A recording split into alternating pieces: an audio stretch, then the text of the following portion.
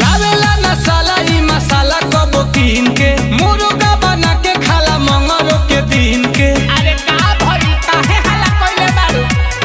सासू जी से झगड़ा भइल तो कही दिहनी पागल बलमुआ हमारे लागल, बलमुआ हमारे लागल रहे